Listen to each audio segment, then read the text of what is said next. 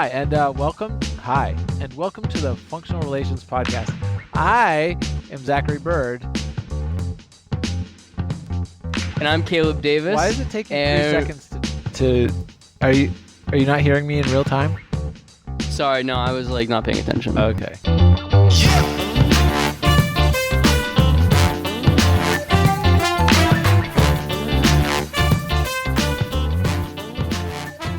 Welcome to the Functional Relations Podcast, where we set aside time to have engaging conversation on relevant topics related to behavior analysis.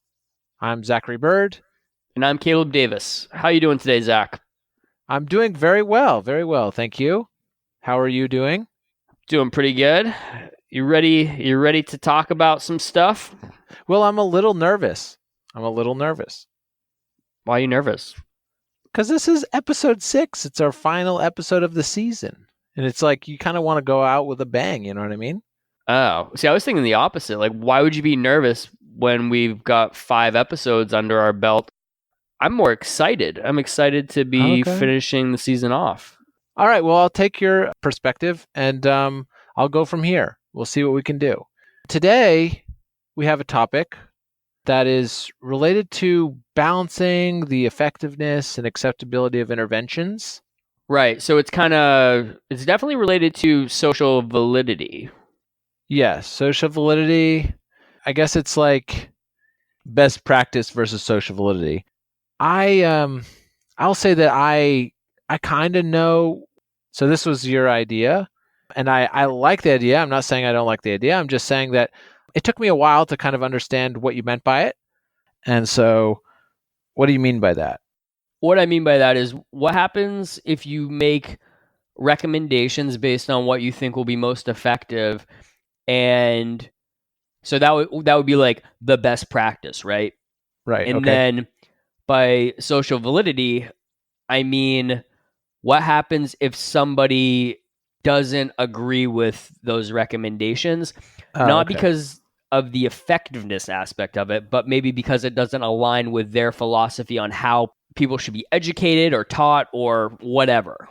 Okay, yeah, that makes sense. Okay, so there are some times that we, as behavior analysts, will be in a situation where we think the best thing for the client is something that no one thinks is the right thing to do. Everyone disagrees. Right. And that could be just because if you think of our society as a pie, we're like this super thin slice of pie of people that have a different way of thinking about how behavior, what affects behavior. Do you know what I mean? Yeah, this slice of the pie wouldn't even be worth eating. So small. Yeah, it would. You probably couldn't even. It would be like you couldn't even slice it. You know when you try to slice a pie, it would just crumble off the end of the piece. It would you wouldn't even be able to be sliced. Because there's just so few of us. Yeah, but I think everybody has opinions about how to teach people things and how they think people learn. Everybody has an opinion on behavior. I'm not talking problem behavior. I'm talking about all behavior. People have opinions on this, maybe even more so than other professions. Do you know what I mean? Yeah. Which my opinion. Yeah, and so your one conversation in your IEP meeting or with your team meeting in a school system isn't going to change the mind of the people there about how to best do that, right? Yeah. So and you wouldn't expect it, and you'd have to be extremely charismatic, and that would be a difficult thing to pull off, even for the most charismatic. Yeah, that's right. Exactly. I think it's a tough sell. Yeah. It's a tough sell. Some people are better at it than others. So the kind of ethical thing here, then, I think, is when there's this conflict between what you're recommending as a person who's using evidence-based practices or recommending evidence-based practices and what other people want to do or what other people think is best to do, where does that leave us? What should we be doing? Should we be fighting tooth and nail to make sure our best practice procedures get pushed through? Or should we cave to the pressure of the others. What's the ethical thing to Yeah, do? I mean, I don't think we can't cave. I don't really think that's an Caleb, option. I can cave. I can cave with the best of them. What do you mean? Oh, you mean you shouldn't cave? I can cave. Yeah, I mean, I can cave too. Yeah. But we shouldn't. but not as a behavior Right. analyst, I guess. Or you Yeah, I'm shouldn't, just right? joking. Yeah. One thing that we haven't talked about is there's a difference between saying like, this is what I think we should do, and we're gonna do it, and if you don't do it, then you better, because otherwise I can't be an ethical behavior analyst. Like, I think that there are a number of things that you can do to make sure that you're developing things that are socially valid, right? Like, generally you'd want to like give people maybe different options, Yeah. see what they prefer. Like, I mean, and I think this conversation is assuming that you've already done what you should have done as far as making reasonable attempts to figure out something that works, right? Like, maybe taking into account like what resources somebody has, like time, like, do you know what I mean? Yeah, so you've already taken into account everything you can. You feel like you've offered up the best options you have, and you've taken into consider the family or classroom dynamics. You've thought about the concerns related to how much time this might take to implement and how much effort it'll take, and you've already taken all this into consideration, but there's no budging. Yeah, like thinking back to the example about positive reinforcement, right? Let's Okay. say that the problem, like the socially significant problem, is that some child with developmental disabilities is not compliant with instructions, right? Oh, Like, he's lazy. yeah, it's, he's one of those lazy kids that, so he doesn't do anything, and which is fine. It's common. And so I think the way we would think about that is like, oh, like what sort of, is there some reinforcer that we can identify? And if they complete some activities, maybe they can earn access to it, something like that, like a very simple reinforcement contingency. And there are maybe a number of ways you could do that, right? Like, it could be, Yeah, throw in a token economy, do a preference assessment. yeah. So the token economy, if you're a behavior analyst and you're like, all right, we're gonna have their favorite thing is their iPad, right? So you've identified, like, through a preference assessment, their favorite thing is an iPad, and you say, okay, I want to implement. So you're talking to this person who's maybe not a fan of implementing the intervention, right? So you say, all right, well, what we're going to do is we're going to like deliver a token during a work activity for each thing that they complete, and after they get X amount of tokens, they can get their iPad, right? Like, that's pretty standard. Okay. Yeah. Somebody might reasonably have some objection, like, I just don't think that I can do a token system. They're traveling around a lot. That's some materials that we have to carry around. There might be some objections. Yeah, they don't have a one-to-one. They don't have a one-to-one. We can't be doing that. So a reasonable thing that you might do as a behavior analyst is say, yeah, that makes a lot of sense. Maybe we could just look at the schedule, and after they complete each activity, maybe they could have a few minutes on their iPad. So it doesn't require any extra materials. Yeah. It shouldn't take them out of their they shouldn't miss like any other classroom activities. All the other students usually, like, there's a little bit of downtime after activities. So for this student, we're going to just allow them to have their iPad if they complete their activities. Okay. That, I think, would be a reasonable thing you could do to help improve the social validity I of agree. your recommendation.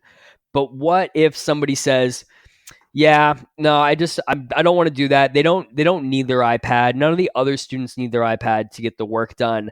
I just think that they need to learn to get their work done, understand that they need to do a good job when they're doing their work, but we're not gonna do the iPad. Maybe some days at the end of the day they can use their iPad while they're waiting for the bus, but we're not gonna use that in the classroom. Yeah, I think that this is a great example, and it highlights concerns of both parties, which is like, imagine this is a teacher or something, and the teacher's like, well, yeah, but like all the other students, so the other students are going to be like, how come he gets the iPad and I don't get the iPad? So they have to deal with that from the students.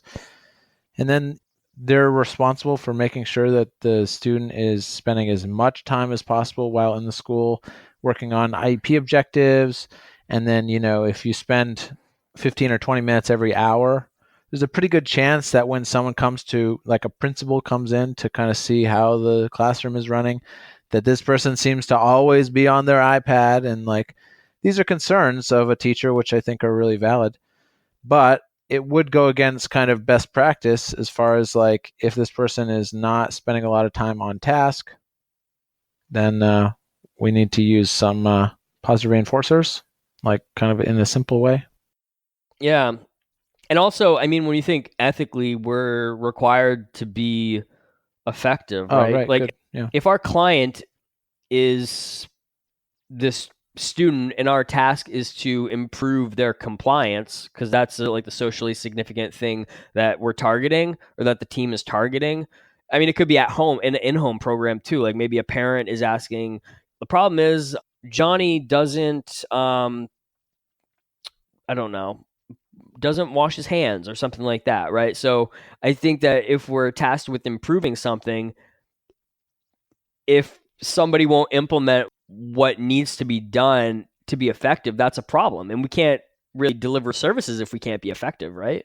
Or like I Yeah. think that's like the tricky piece is like, what happens if we don't think we can be effective due to somebody not implementing recommended procedures, even if we've kind of done some things to help improve, like, or to overcome their barriers that they're saying, like, I can't do this intervention because of this reason. But it does speak to social validity for sure. But should we prioritize one over the other? Should we prioritize best practice over social validity, or should we prioritize social validity over best practice? Now, if you think of it as a priority, it's interesting because if you prioritize best practice over social validity, people just refuse. But if you prioritize social validity over best practice, maybe you won't be effective. I mean, I think you have to have both. You have to have both. But which one are you prioritizing? You need both, but which one are you prioritizing? um, my opinion, I think you have to know what needs to be done that would be both effective and aligned with best practice and figure out a way to be socially valid. Do you know what I mean? I think the example that comes to mind is like you read a job article and you read the procedures in a job article and it outlines like what an effective treatment is. You're generally not going to be like go in and try to implement that as written in Java into like some in-home program necessarily. You're probably going to have to at the very least make some minor modifications and probably make some really big modifications or really individualize it to make it fit a situation. Do you know Yeah. what I mean? So I don't think it's ever just this is best practice and do it. Yeah, no, I don't think so. I'm just wondering which one do you put social validity above best practice or best practice above social validity, or is that just like not a good way to think about it? I think you put equal weight in them. Okay. So they have to be balanced. Yeah, I think so. Like what comes to mind is there are some things that are really socially valid but don't really work. Do you know what I mean? For Yeah, like instance, social stories. what's that? Like social stories. I was actually thinking of like sensory integration. So recently I was Okay, looking at sure. some a literature review on that and or a couple literature reviews I and probably just made a bunch of people mad about social stories. But yeah, sensory integration, that's a good one. Let's use that one instead. so yeah, I was looking at a couple literature reviews on sensory integration, and it's basically like there's the body of literature does not support its use as like a scientifically validated intervention. Like there's just not sufficient evidence to like consider it best practice. Yet, Is it in general or with specific populations or for specific behavior? so The review I was looking at, I think it was like from 2015, and it was published in the Journal of like Research and Developmental Disabilities. And I think, We'll put it in the notes. yeah. So what it suggested was that even though lack of evidence shouldn't say that something can't be effective, there isn't currently enough evidence to consider it like an intervention based on data, essentially. Like that's kind of the take home. I was just wondering if that was all sensory integration or sensory integration with people with autism or related to people with developmental disabilities or Yeah, right. I'd have to go back and look at it. My whole point with that though is there might be a lot of social validity with that, right? Like people might be very accepting of implementing sensory integration interventions or procedures or however you want to think about it. Yeah. But when we look at the body of literature on that, my point is that wouldn't be necessarily best practice. So that would be an example Right. of a lot of social validity in some cases, but not considered best practice. Yeah, that's a good example, I think. And so that's why you can't prioritize social validity over best practice, because then we might be doing things that are ineffective but highly accepted, and that's not good stuff. That's not good. That's not good stuff. We don't want to do that. So that's bad stuff. So that's why I was saying you have to have both. But then what's the risk of the other side? Because someone might be listening, yeah, of course you don't want to put social validity above best practice. You need to prioritize best practice over social validity by a long shot. Yeah, and I think we do this. I mean, I don't want to actually, I'm going to watch myself because I don't want to speak for a whole field, but I think that probably one of the reasons why sometimes behavior analysts get a bad rap is because we do that. We prioritize best practice, but maybe don't always consider social validity enough. And that's where I agree. I'm kind of actually having like an epiphany right now as we're talking about this. But I think that's exactly what we're talking about this topic for. Like, I think that we go around oftentimes being like best practice, sometimes considering social validity, but I think that we oftentimes run into this situation where we kind of hit a roadblock where best practice, we have it, we know what needs to be done, but it's not accepted. Sure. Right? Like I think that's what it comes down to. Is I think it's hard sometimes to get social validity if people don't understand behavior analysis. Sure. So if we were to kind of wrap things up, did we arrive at anything? If we invite some guests, what should we be talking about with them? Well, I think that I would like to hear people's opinion on kind of what we're talking about, like this balance, right, between best practice and social validity. Because I think we've established you have to have both in order to be effective. Because at the end of the day, I think it comes down to effectiveness, right? So if you have social validity, but you don't have a best practice intervention, you're not going to be effective. In the same way, if you have best practice intervention, but no social validity, and people aren't implementing it, then you're not going to be effective. So it speaks to we have to be effective. How can we make best practice interventions more accepted and more socially valid? Oh, interesting. I like that.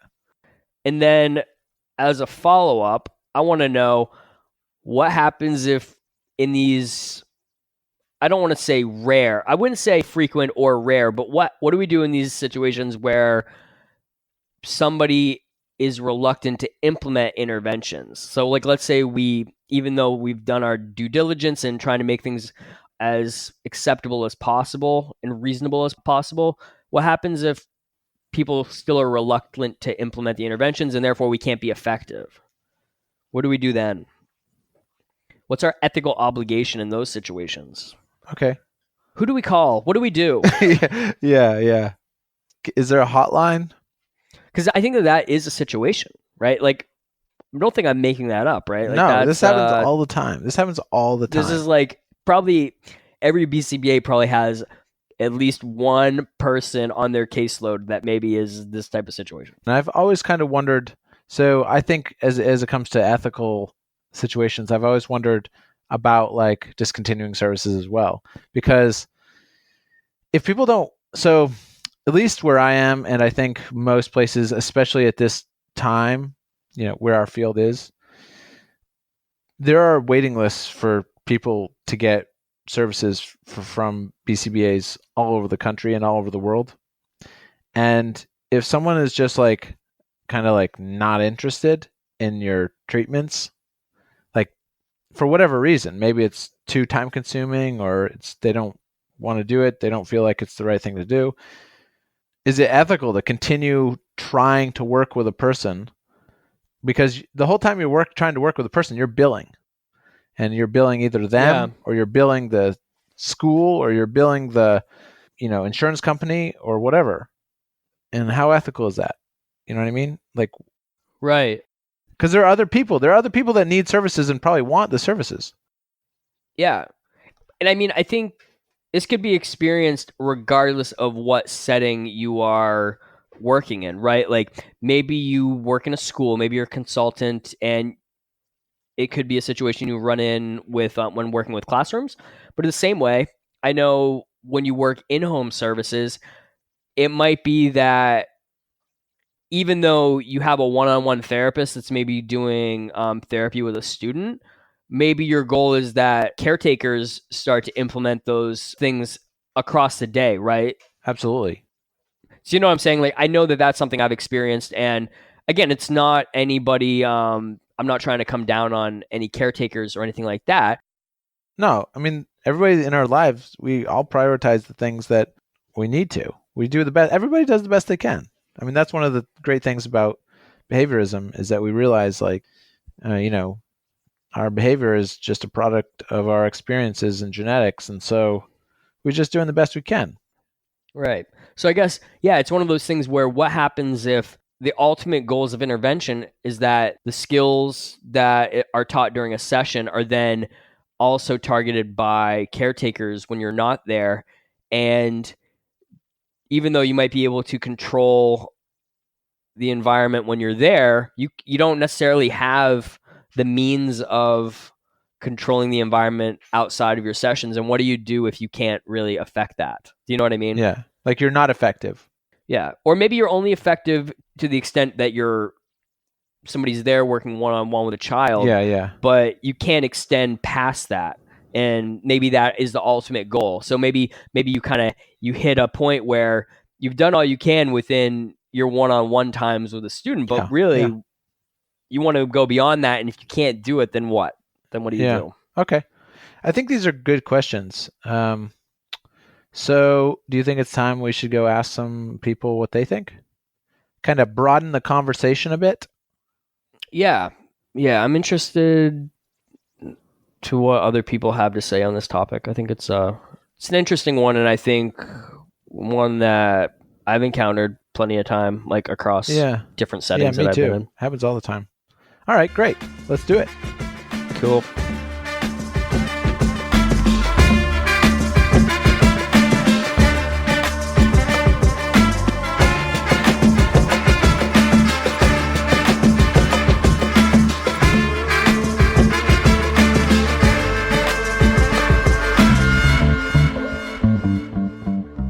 Welcome, Dr. Pat Friman. Thanks for being on the show today. Thank you. Yes, I'm delighted to be here. Dr. Patrick Friman is the director of the Center for Behavioral Health at Boys Town, Nebraska. Yeah, thank you, Dr. Friman. We're talking about social validity and how social validity and best practice sometimes, I don't know, sometimes they feel like they conflict or it's a hard balance to make. As behavior analysts, we work with people every day, parents, teachers, staff members, but they're not necessarily trained as behavior analysts, right? And they may not share our scientific worldview, but we're asking them to implement best practice behavior analytic procedures that they might not agree with. I think that's right, Zach. Dr. Friman, do you think there are steps that we can take as individual practitioners to make best practice interventions more accepted by the people we're working with? In a previous episode, I discussed the research that's being done by Keith Allen regarding process variables versus best practice variables. And what he's discovered is that that Right. consumers will discount the value of best practices in favor of some process variables, which fundamentally pertain to how they're treated. So if they're treated very, very well, then they're more accepting and tolerant of what we prescribe. If they are not impressed with us, or they don't feel like they were treated fairly, or we were dismissive or too authoritarian, then the value of our prescriptions, even though they are very, very effective, perhaps in terms of their scientific validity, goes way down for them. And what we have to do is learn to merge those two things together, recognize that there's timing and delivery variables in the prescription of all treatments that affect how well they're received and how likely they are to be implemented by the person that received them. And I don't think very many behavior analysts in their training programs get much training on timing and delivery of their recommendations. Yeah, I was just thinking about that. Is that something that you feels like an important thing to be training people on? Oh, absolutely. Yeah, that's a big part of my training program. I work on timing and delivery of information from therapist to client, and also on presenter to audience. I'm a little, I don't know if the word would be jaundiced or cynical or suspicious of empirically supported treatments, because the empirically supported treatments, the support is for the treatment components. And that's not all of treatment. Treatment begins with the first phone call, where the parent or the client is called up and asked for an appointment. And then it begins at the front door when they come in and they're greeted, and how they're received at the front desk, and then the walk back to the clinic room. Then the session is completed, and then the walk out the door and the farewell. Yeah. And the only part of all that gets any kind of empirical scrutiny is the part where the therapy is delivered. But those other aspects of treatment are very, very important to people. They're part of the whole relationship. And you screw those up, and you set the stage for anything that's said inside the session itself to be dismissed by the person that's hearing about it. Oh, great point. So the people in my shop get a lot of exposure to that kind of material. We're very big on developing positive relationships with our clients. So it's not surprising to us that this practice is pretty effective. We've gotten the Best of Omaha ratings for this kind of work 6 years in a row, and even though we haven't tried to get, that's a big deal in Omaha. Yeah. Just so you know. Well, it sounds like a big deal. Yeah. So that, I guess, best practices. Sure, it's important that what we're prescribing has some kind of empirical validity. But the way that empirical supported treatment movement progresses is that that's the end of the story. And I think it's not. There's a whole story that takes place before that, and there's a story that takes place after that. And those pieces of the story involve the development of relationships with the clients that are going to receive those treatments. Yeah. That's very interesting. Do you have specific training materials, or do you have any references that you can have for our listeners related to how, if they, because I think your point is great, which is that if you offend someone who just came in the door because you had forgotten their name, or you had forgot that you didn't even know why they were there, or you hadn't reviewed their case, or whatever it was, and they come in the door and they're immediately dismiss whatever you have to say for the rest. This is a huge thing. And I was wondering, do you have any, for listeners, where would they go about learning these kind of strategies other than to come and try to find you? We don't have any materials ourselves. However, there are two dimensions of the literature that are relevant. One involves delivering bad news, and there's a whole literature on delivering bad news. Most of it's in the medical literature, but not all of it. A guy named Carl Altman, who is a behavior analyst, and his wife, Sarah Havoc, they published a paper on delivering bad news derived from developmental assessments years ago. And the research that he had done was done with psychology trainees and pediatric residents. So any literature on delivering bad news will have some of this material in there. Then there's a whole literature that's more in mainstream psychology on what's called therapeutic alliance. And there's some useful information there. You're going to have to bypass or not pay as much attention to, or not be daunted by or upset by all the hypothetical constructs and the psycho what's it mumbo jumbo that's used in that literature. And if you're willing to just set that aside, there's some good stuff in there. It's just said in ways that's inconsistent with how we talk. Yeah. Well, that's great. Great suggestion. Which is how we talk is also a problem. Yeah. By the way. Yeah. In my opinion. So we have the most powerful idea ever invented by mankind for understanding, knowing, and approaching human behavior when it's a problem.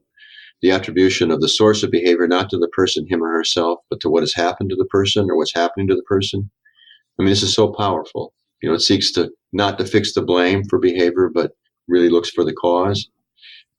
But we got this behavioral analytic community. There are only thousands of us, and there are billions of them. And by them, I mean people outside of our field.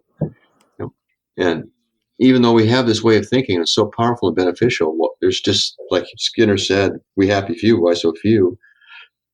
One reason, in my opinion, is the way that we talk to them, the way we talk about or to them when we're talking to them, and what we talk about when we're talking to or about them.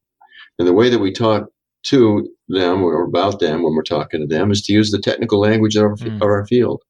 And they don't understand it, they don't like it, and they don't think it pertains to them. And it's a useful language, for the lab, for the library, for the research study, for the classroom, for the textbook, but not for friends and family, and certainly not for talking to them. For that, regular language is needed, which everybody should be in our field, should be bilingual, be able to translate back into ordinary language. And then when we talk about them and we're talking to them, what do we talk about? Well, we confine our conversation to stuff you can look at, point to, or touch. And only that. And don't get me wrong, it's really important stuff that you can look at, point to, or touch. The causal pathway of events leads there. But in order for events that happen there to be encoded into human experience, they have to pass through the filter of thoughts and feelings. And we never say anything about that. We never say anything about the most important features of what it means to be a human being. Like, where's our literature on happiness? There isn't any. Where's our literature on sadness? There isn't any. But people are walking around the world today preoccupied with happiness and sadness. And they're not preoccupied with the push-pull, click-click research that we generate, that we say is relevant to every aspect of their lives. So the whole field has kind of a social validity problem, which I think could be amended by changing the way that we talk, so that when we're outside the lab, outside the classroom, away from the textbook, away from the journal article and the conference, we talk like we would talk to our mothers, so we can make ourselves understood. Yeah, I think that's excellent. Hey, sorry to interrupt, but if you're a BCBA and interested in getting ethics CEs for listening to this episode, you can purchase them at functionalrelationspodcast.com. Each episode is worth 2 ethics CEs, and you'll need to provide 3 code words when you go to checkout. The first code word for this episode is buckle. When I put on my belt, I had to fasten the buckle. Buckle. B-U-C-K-L-E. Buckle. Because I think we obviously do have an ethical obligation as behavior analysts to disseminate our science, right? But I think what you're saying is we can do that in a way that I want to stop you right there. I saw that. First of all, you need to know I don't have a BACB or whatever. Okay. A BCBA, yeah? BCBA, I don't have one of those. So this is the first time I've heard then we can't talk to this guy. He has no BCBA. He got no credentials. I thought, Caleb, you told me we could invite him because he was a behavior analyst. He doesn't have a BCBA. Well, I slipped one in on you guys. Now you're stuck with this. So I'm not familiar with that ethical obligation. I'm a behavior analyst. If you say so. I guess that's all I've got.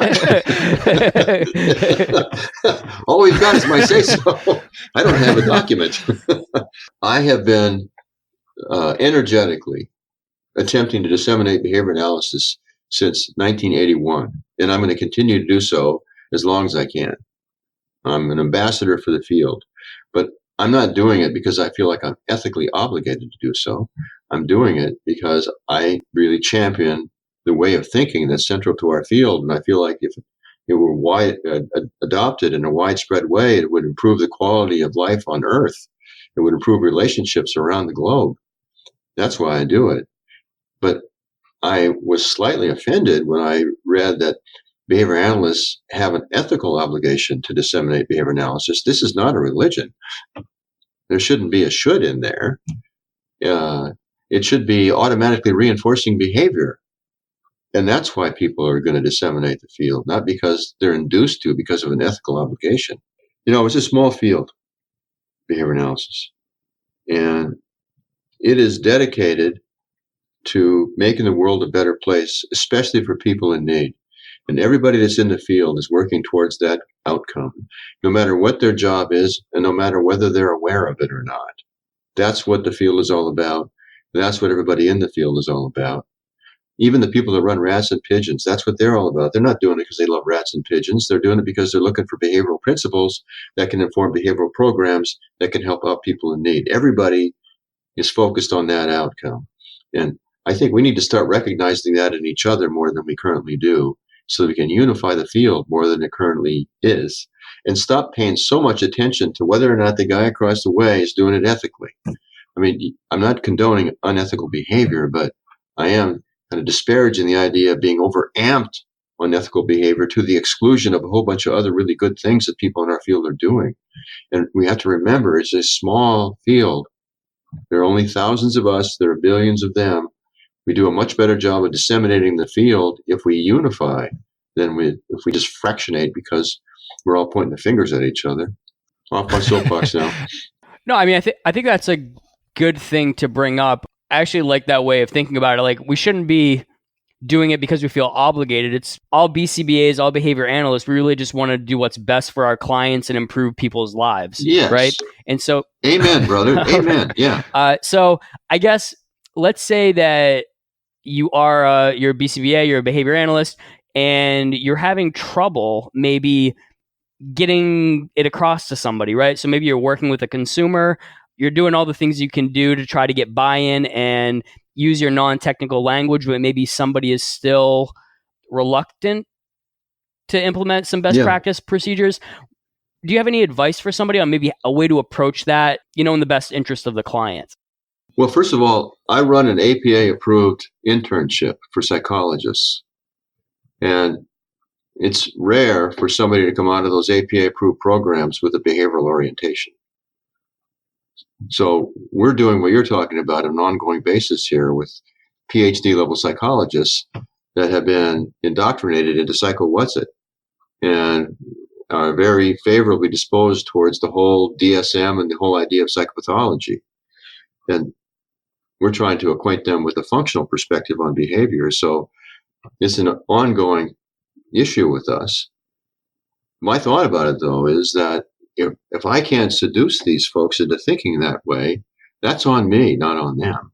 And what I need are better stories, better metaphors, better logic, more patience, more process variables that are in favor of me trying to get somebody to adopt a different point of view, rather than going the way that people go when they're opposed to somebody's political views, which is just to think of them as stupid, bad, wrong, or awful. So our field is the one that's focused heavily on what's reinforcing. And if adopting our point of view is punishing, then it's kind of up to us as the distribution agents for that point of view to revise it so it becomes more reinforcing. And I really try to shy away from negative reinforcement as much as I can when in my relationships. Let's use romantic relationships as an example. In a romantic relationship, there's a commodity called spending time together. And even in the best of relationships, one person wants to spend more time with the other than the other wants to spend with them. But in really good relationships, the difference isn't that great and they accommodate each other. But in relationships that aren't working very well, one person is really, really pushing for more time. And as a result, they're pushing their partner way above what they're accustomed to or want. Or said differently, they're pushing their partner into out of a context of desire into a context of obligation. Desire produces positive reinforcement. Obligation produces negative reinforcement. You get too much negative reinforcement in a relationship, that relationship is over. Yeah. So it's the same thing we do with people that we enter into a relationship with outside of our field. If we're going to start generating a bunch of obligations in that relationship, it isn't going to go very far. We should be working towards desire. I mean, I'm a little short on specifics here, but in general terms, that's my approach. I hear you on this because I also I feel like the idea of determinism is like the most powerful thing. So this is my opinion, that determinism is the most powerful thing that we have to offer the world, actually more so than our behavioral procedures, because it's useful in way more situations, right? So behavioral procedures are when you have a behavior problem or whatever. But the idea that you can look at someone and say that you understand where their behavior is coming from, that you understand there's some context under which they're behaving because of their experiences in their lifetime and their genetics. If you could get everyone to look at everyone else like that, that's it. Yeah, right? I agree with you. When we do try to relay this information or these ideas to people, when we're training, because I teach a course and Caleb teaches a course, we're adjunct faculty at university, and we have kind of a limited time with our students, and they have a limited amount of time to train to become a BCBA.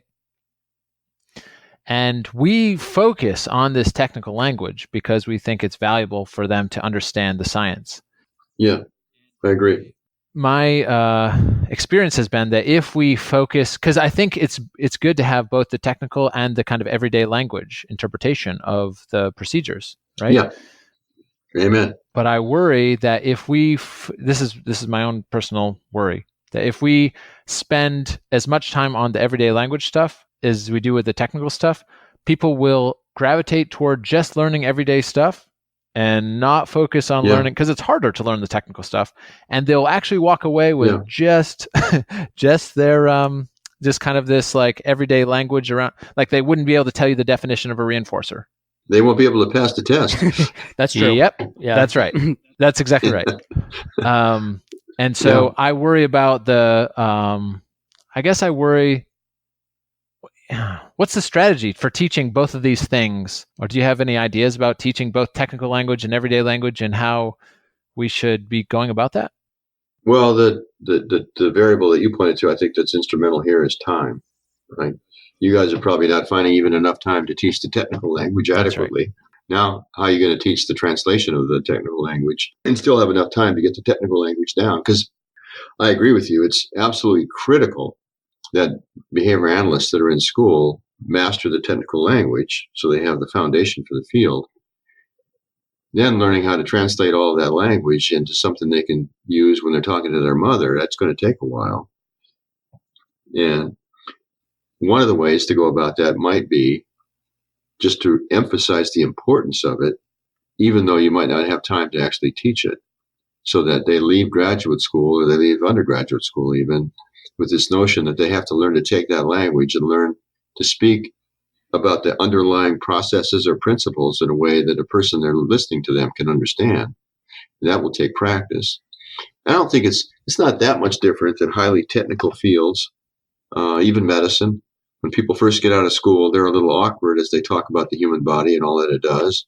But over time, they realize that confining their conversation to technical perspectives ends the conversation before it even gets started. And so they gradually learn to speak in a more colloquial way, and it gets them further and farther in conversations. So, I mean, that's not a perfect answer, but that's all I can come up with on the top of my head for now, given the limitations of time that you have. Yeah, that's right. Yep. Well, this has been an excellent conversation, Dr. Friman. Is there anything else on this topic you'd like to say before we end today? On social validity, again, I want to emphasize, I think the field itself has a social validity problem. And it's partly due to how we talk about people, partly due to what we say when we talk about them or what we talk to them about. Be that as it may, it's important for the people in the field to recognize the power of what we have. but not to be religious about it when they're trying to distribute it to the world, but rather to use the actual idea itself in the distribution process. In short, to look for reinforcing ways for the message to be delivered rather than punitive ways, which generate either resistance or negative reinforcement. And also, it's really important for the people in our field to recognize what the field is actually all about, which is contributing to others, especially those in need. Maybe it doesn't feel like it on a day-to-day basis. That's still what this whole field is about. It's important for us to recognize it because the world doesn't truly value what we do. And that's why when somebody asks you what you do and you tell them and they go, that must be very rewarding. They don't say that to stockbrokers. They don't say that to professional athletes. They don't say that to movie stars. What do you do? I'm a stockbroker. I guess that's very rewarding. Well, yes, it is. I make $500,000 a year. No, they don't say that to us. Because they can't imagine why we're doing it. They know we're not well paid. They know we're not well recognized. So there must be something intrinsically rewarding to it. The fact of the matter is, there is. To the extent that we can get our attention on those we're trying to help, that is automatically reinforcing behavior. So that's my final word on the subject.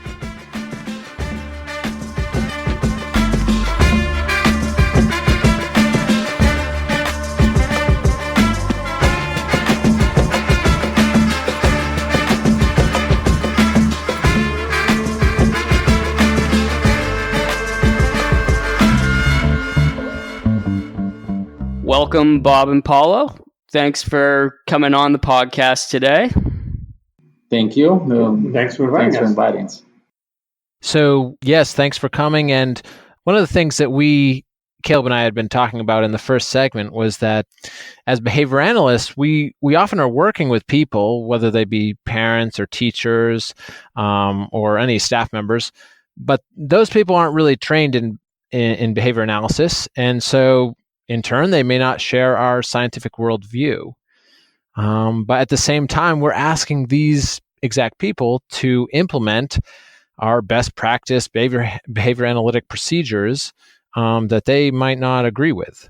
So we were wondering if you had any ideas about steps that we can take as individuals to make best practice interventions more socially valid or accepted. Well, the first thing I would do is Dr. Bob Ross is the Chief Clinical Officer at Beacon ABA Services. Is recognize that when we work with people who aren't us, people whose training differs from us, who have experiences and expertise that isn't ours and may be in conflict or antithetical, I make an assumption about any person I'm going to work with, be they a PT, OT, parent, doesn't really matter. If I ask them, does the kid do stuff we don't want them to do, we'd like to see less of? The answer is always yes. Now, there's some things we'd like this kid to learn that they don't do. The answer is always yes. I don't start off by saying, hey, you're an OT and you believe in sense integration. Let me first denigrate your training and your background and your expertise, and let's try to collaborate. What I do is start off with areas of agreement. We both agree that this kid does some stuff we don't like, and we'd like to see that happen less. There's some also things we'd like them to learn. If we start with agreement, I find that most people who care about kids will say, yeah, we'd like to see less of that running around or hitting other kids, whatever. Yeah, absolutely. And we'd like to see more of following directions or doing some adaptive thing. Yeah, we'd like to see that. Okay, that sounds pretty reasonable. Should we know how much they're doing now so we can determine whether what we do helps them do less of it, of the bad things and more of the good things? Or do we not need to measure? Do you think we should know whether what we do makes it worse or better, whatever that's going to be? And I find that people generally not only agree that we need to make something go down and something go up, and that we need to measure it so we know whether what we do makes it worse or makes it better.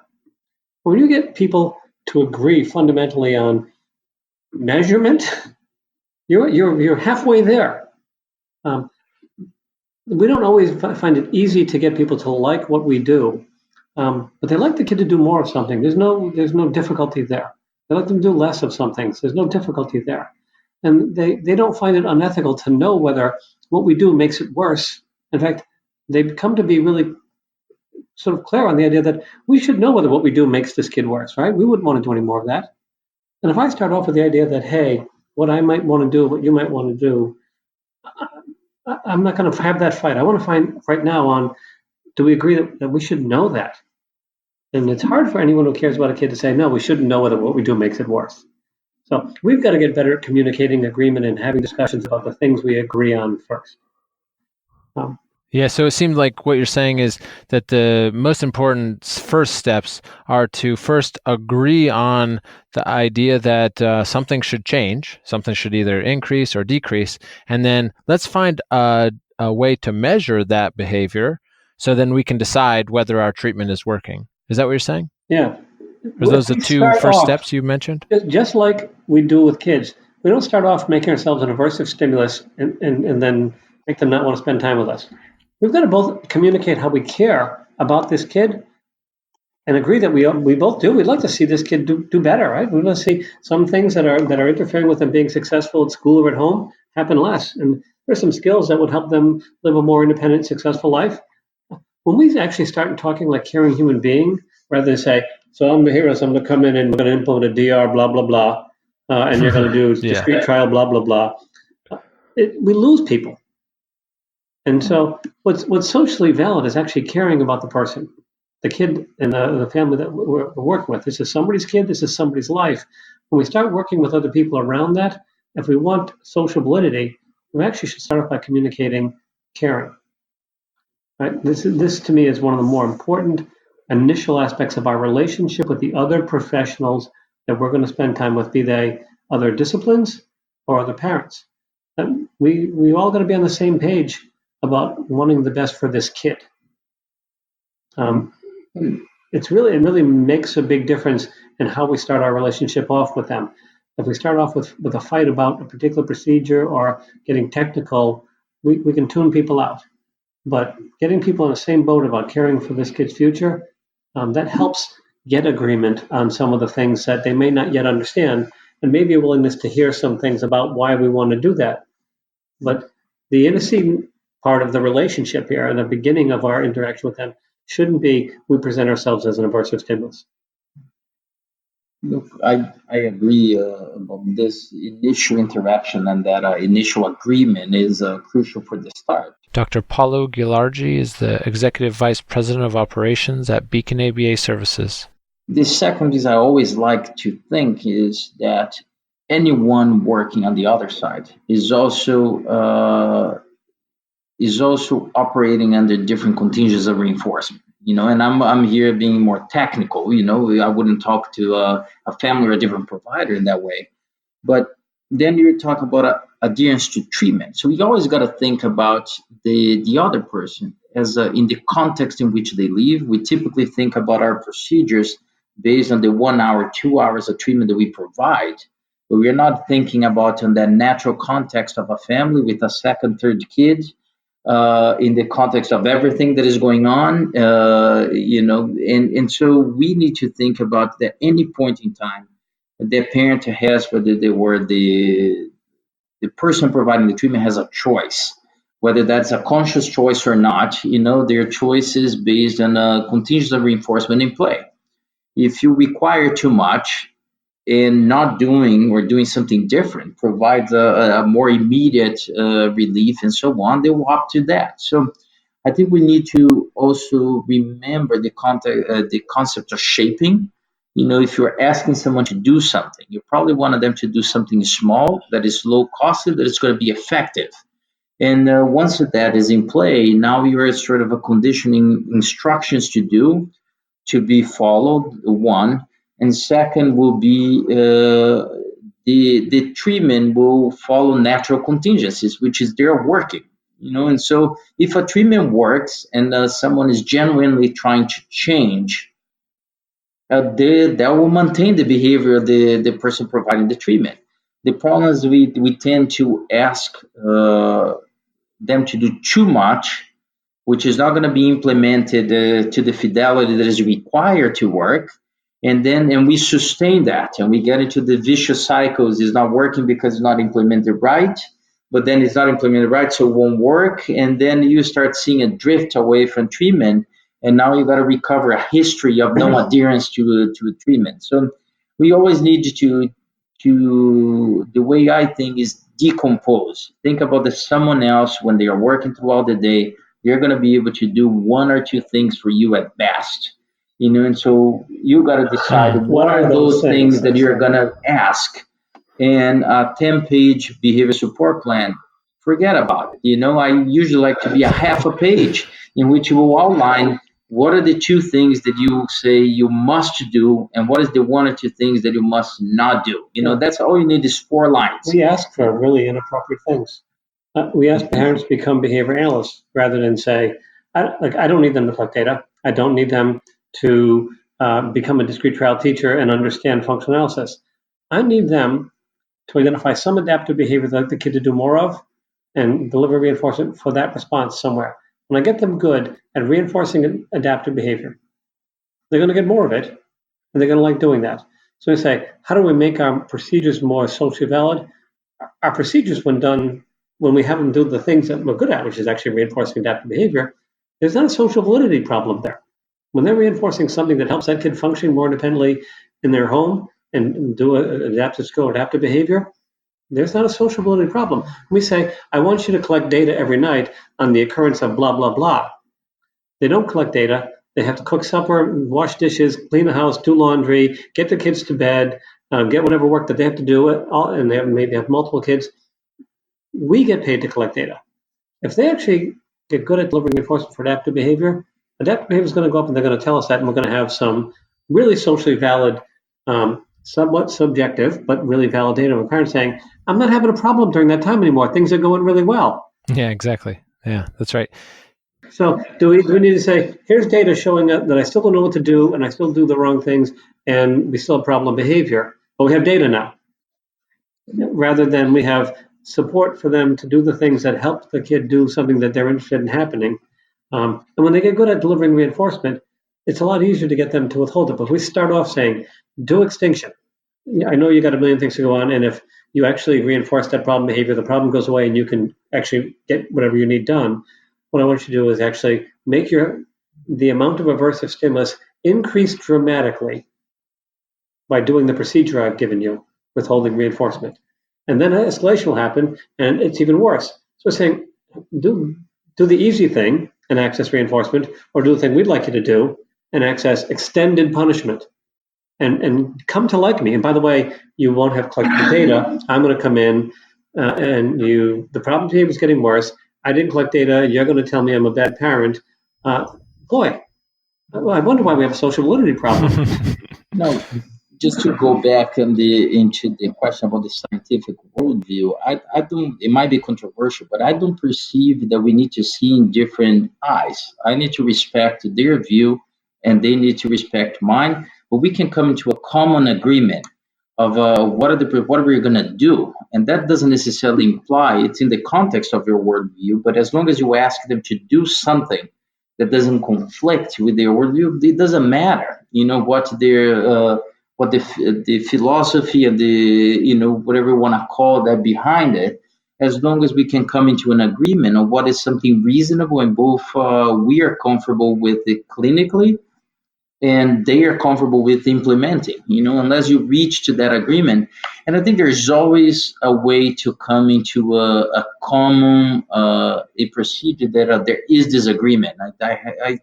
I haven't faced many situations in which the views are so far apart in which you can't come to that point. Yeah, I think this is really the biggest challenge for us as behavioralists is that suppose you have and I've had this happen, a person whose description of what they want to do is utterly inconsistent with what we think is a reasonable thing to do. And so, for instance, we know a kid's reinforced by some forms of attention. When it's withheld, the kid engages in problem behavior. I've proposed a sensory diet. A sensory diet is scheduled attention, because attention is a form of a sensory input. And so I've basically misdescribed it from a behavioral point of view in a way that gets the OT on board to do it. And in my head, it was essentially a scheduled access to reinforcement. When I talked to the OT, it was a sensory diet. Yeah, and that's fine, and right? She loved the yeah. And you know what? She did it because of it being described that way. And sometimes we have to be able to talk to the people we're talking to in terms they can hear and understand, while we understand that clinically, here's what it actually is. And there are many good ways to present that same thing. If you're saying that they like this so much, why you're gonna give it right after they do something you don't want to see? You know what are they are, and so there are very ways that we can use just common sense language to describe procedures and justify procedures. That I don't think we need to get technical or too philosophical in any providing treatment, and then you're going to gauge the interest. Some clients that you might have or some people you work with, they're interested in learning more of the science, and you can give that. Some of them, all they want to do is be effective and be able to troubleshoot a problem when it comes. And if that's their goal, and I'm happy with it as long as their choices have they will learn certain basic rules, of engagement to make sure that the choice is a good one versus a non good one. We've got to be respectful enough of those other disciplines to recognize that they don't have to become us. They don't have to agree with everything we do. We have to all agree that this is about that kid. And I think that we tend to make it about us and our science is right and we have actual data and we have research and you don't. And we turn it into a fight between us rather than a collaboration between us for that kid. Yeah, I think that's a and good that the point. interest and the focus has to be on outcomes for that kid. And the assumption we have to make, absent evidence of them causing active harm, is that they actually care about this kid. Now they may not know their stuff doesn't work as well, but our job is to talk about that kid outcome and what we both agree we want to see more of. When it's not happening, generally most of them can see it's not. So do we want to keep doing something that we both agree is not helping? And we've got to focus on trying to agree with people in the service of our children and families that we support, rather than us being right and everyone knowing we're right and we're better than us. That is why people widely view us as arrogant jerks, because often we have behaved in that way. We've got to stop it. The social validity piece is, that there's a great article about how behavior analysis found it's hard or is finding it's hard. Because there's a 70s article by Risley and others, and I don't think we really have, or at least we often don't demonstrate that we have one. And people often, that's a caricature of behavior analysis, that we're heartless, cruel people who are happy to do extinction and make a kid cry. And there are people who in our field who take pride in making a kid cry because I think it's part of the process. No, it isn't. It doesn't have to be, and it certainly shouldn't be. And I mentioned Greg in the previous talk, but he used this line that I really love about, we have to be able to defend our practice. And some of the things we do look ugly. Look, you don't want that on the NBC or ABC nightly news. We've got to be better than that. And a big piece of that is us doing things and describing things in ways that put the client first, our emphasis on caring and effectiveness, rather than let other people tell us who we are and define us as these cold, heartless people. We're not. Yeah, I think that's a good point. And I think also having an emphasis on the use of positive reinforcement, like you mentioned, like focusing on skill building rather than extinction procedures and as initial things to get buy-in, that seems super helpful, because when you add positive reinforcement into the mix, usually people are pretty cool with that and you don't get a ton of emotional behavior and things. So I think that really resonated with me. Like when you're looking to get people to buy in, if you can have low response effort, have it be super effective, that's a great way to convince people to see what else you might suggest. I think the other thing is also looking at our treatments as if how would that look like on a typical social environment. I mean, a lot of treatment is provided on settings that are controlled, and there are many of the people that think alike. Are we in danger of drifting our procedures towards something that it doesn't is not socially valid? And I think I have worked in schools and I have worked in homes, and when you're working at a home in front of parents and siblings, if you do something, I've never done anything concerning, but when you do something that, in terms of even though clinically it looks right, but it's quite not, you can tell by the reaction of the other person right away that didn't look right, and so that feedback, the social feedback in terms of what are we doing? How does that look? How is it perceived on a natural, not by another behavior analyst, but by the consumer, by the client, by others in the environment that have let's say a more neutral view, is very important. In keeping with the theme of social validity of our interventions, Andy Bondi has a great line that he often talks about what is the number one goal of most parents with respect to their kid? And it is, I want them to be happy, right? And what is happy? High levels of reinforcement for low levels of response effort. You get a smiling kid. You're the kid who likes and wants to be. We don't spend enough time saying an explicit goal of my session is to increase the amount of smiles, laughs, for sure, happy behavior. Right, you want the client running towards you when you run in, not running to the other room. Do we identify the stimulus conditions under which smiles, giggles, laughs happen? Because I can tell you that in places that I work in, that is often an explicit goal. I want to see happy behavior, because happy behavior is usually associated with persistence in responding, better learning outcomes for that kid.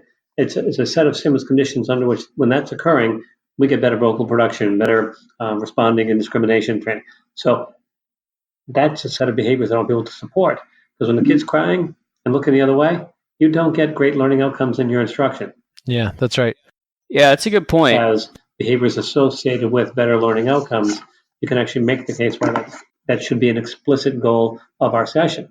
And a parent who sees the kid who you're working with smiling and laughing and running over to you, wants you there with that kid. They know you like that kid. They know that kid likes you.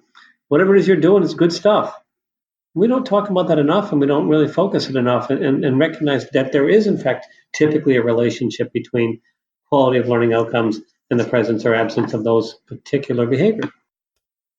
Have either of you had any experience maybe working in not homes with parents, but possibly in classrooms with teachers where possibly there's a difference in philosophy in regards to the use of high levels of positive reinforcement and maybe a philosophy of students just need to follow directions when they're told, kind of in the absence of contrived consequences? Any sort of experience with that, or any suggestions on how to overcome those situations?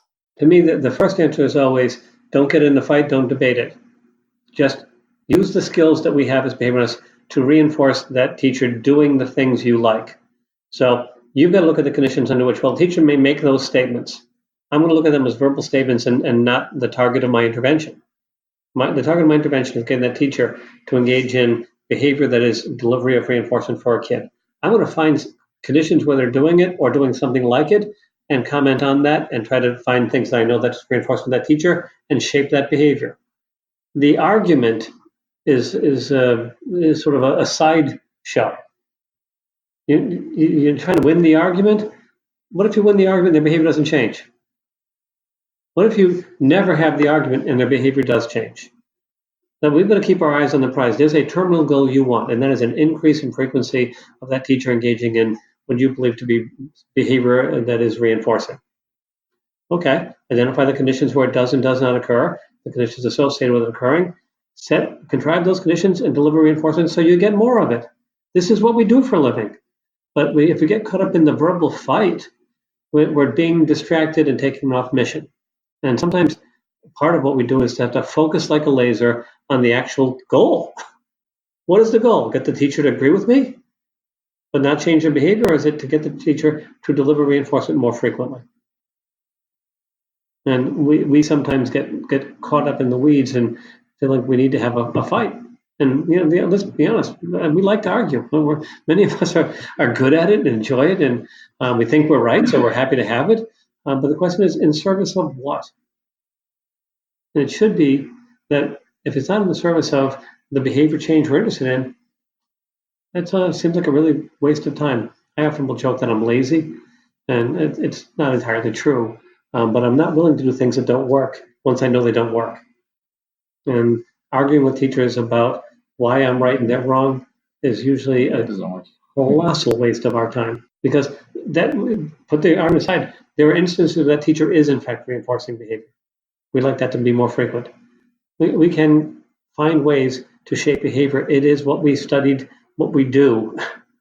we should focus on the behavior of interest, not the behavior of disinterest. But the schools and classrooms do present a challenge, in terms of setting up treatment, because typically if you are in let's say a typical classroom, or a classroom in which the resources are limited, a disruption will typically produce the child being removed from that classroom, even if it's momentarily. So now you're competing with the cost of implementing treatment throughout a day is pretty high. The cost of let it go and escalate and getting the child removed is pretty low. And so we always got to think, and this is not a criticism to teachers that are doing their hard work, but it is a tough situation because they're dealing with one particular student, but also another 5, 6, 7, or 8 students in which they need to attend to. And there is a huge concern in terms of providing the best quality of services from them. And there's one child disrupting. So it's a challenging environment to do. And we have to adapt our techniques and our procedures and what we ask them to do to match that reality. The thing about the public schools, and I love to use this one phrase, which is they make you better. When you work in a center, you control the schedule, the structure, the activities, the materials, the reinforcements. You control everything. If you can't teach in that context, you're a crappy teacher. In a school, you control almost nothing. You might not control the reinforcements for the teacher, the structure, availability, schedule, activities that are going to be doing. You have so much less control. You have to be better in your analysis, your shaping, your use of reinforcement. Working in public schools, if you are careful, make you a better behavioralist because they make you have to really apply our science and principles in a much more thoughtful, planful, careful way. And doing so is harder. And so I always applaud the people who take the time. I think working in schools should be a requirement because if you only worked in centers, you get frustrated with these settings that are hard because the parents don't listen and the teacher, can't implement and collect the data the way you want. Yep. Okay, so now what are you going to do? Right. Bring the science on. Let's go. Show what you got. And you have to have your A game in those contexts because a B game or C game will not be successful. Something we've talked about is the ethical obligation to disseminate behavior analysis. So, even though we're obviously working alongside other professionals and they have conflicting views, do you have any thoughts on a good way to do that? I think we've already kind of touched on that, but a good thoughtful way of spreading our science in a way that's not annoying or in a way that, is well received. Yeah, one of the things that we had talked about in the first segment was that sometimes maybe some of the issues that we run into regarding social validity are actually our style. So the way that we are coming across is making it harder for us as a field and even as individuals. So we were wondering if you had any recommendations. The first thought, I'm not an expert in disseminating. I think there are a lot of speakers that would talk about this, but one thought I had is dissemination implies you can't do by yourself. You need a social community that will embrace and move things forward. And in order to do this, we are always walking the fine balance of making sure people understanding how different you are from everyone else and what is your identity in there, but at the same time, people embracing what you do and understanding the importance. And the way to do this, I think, is to be associated with the reinforcement and not punishment. And so anytime we're engaging in attempting to disseminate by aversively engaging someone, you're not disseminating, you're quite the contrary. And the second piece is being effective. I think if you can tell your story and you can be effective, the dissemination it sells itself. You don't need to be in there. Now, this is easier said than done. We got to overwrite a little history depending on who we're, some of the areas. And sometimes the dissemination, just like anything else we do, need to have a plan. We need to outline what are the steps we're going to do in order to be able to achieve that. Those are to me, I mean, I think there's sort of macro and micro. When I look at my involvement in cases, and I do work in a lot of different places.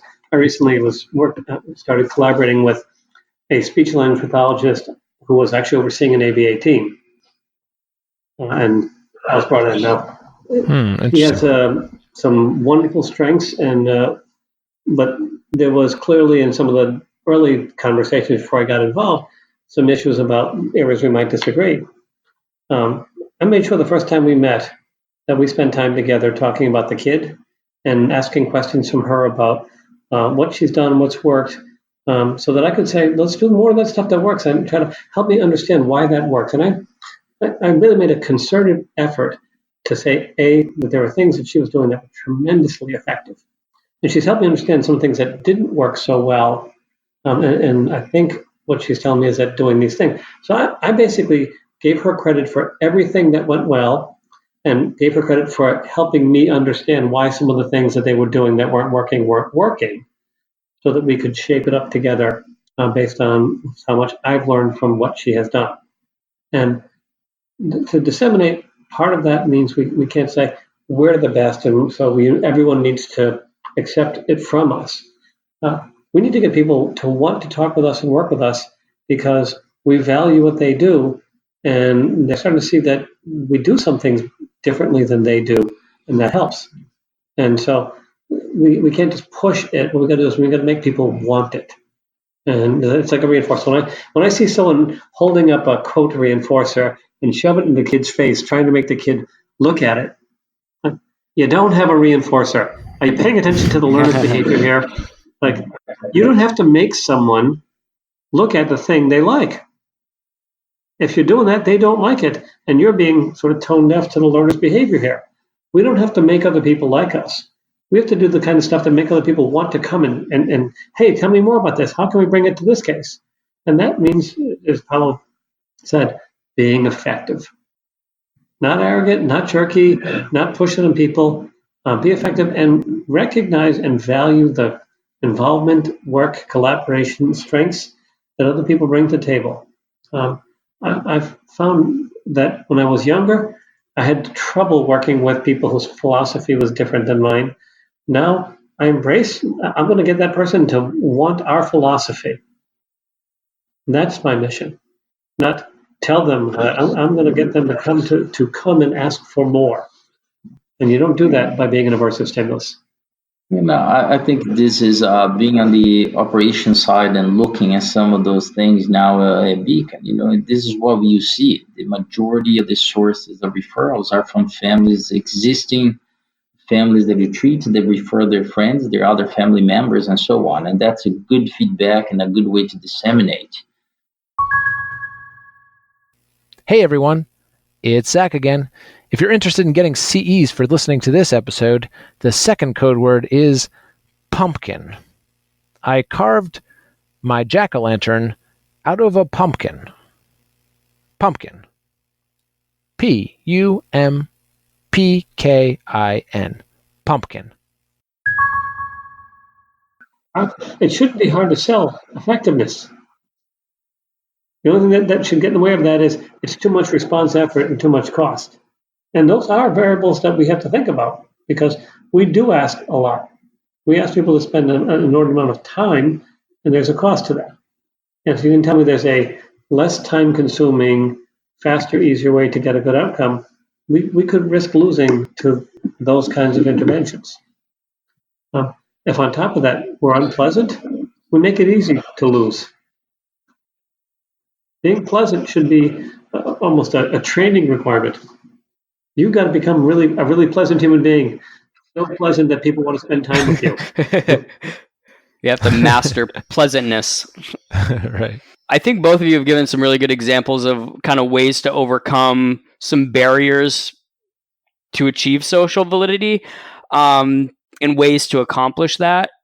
Have there ever been situations, or are there times where you think it should be considered to discontinue services? So assuming that you've completed your pleasantness training, you're doing all these great strategies that you both have described, are there ever situations where maybe still somebody's not buying into the treatment, and for that reason, we're not able to be effective.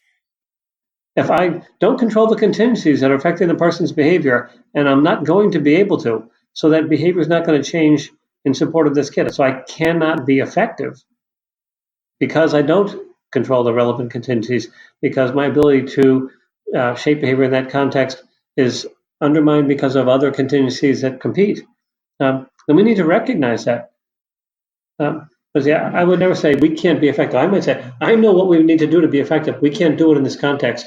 And since we can't, pretending that we can and not doing it and not having a good outcome is a waste of fund or resources. We probably shouldn't do that.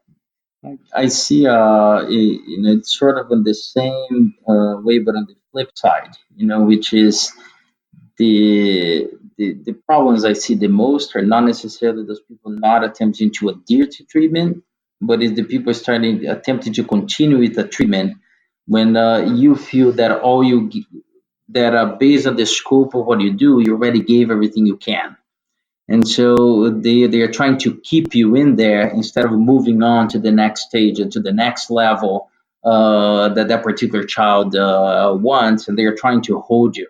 At that point, your treatment may not necessarily be effective because they're not necessary, and you're withholding and having that particular client or that particular family spend time in something that they could be spending elsewhere, that would be more beneficial at that point in time. And so I think that's a problem that I see, at least in where we work, that comes much more often than the no adherence to treatment. Yeah, I think it's one of the things I think people don't talk enough about, which is when we are wonderfully effective and we take a kid from very limited skills and communication skills to functioning at around grade level, so that their language skills are where they need to be, their communication, social interaction, and play skills are. But a parent still wants an intensive treatment program, but that might not be appropriate at this particular stage in that child's development.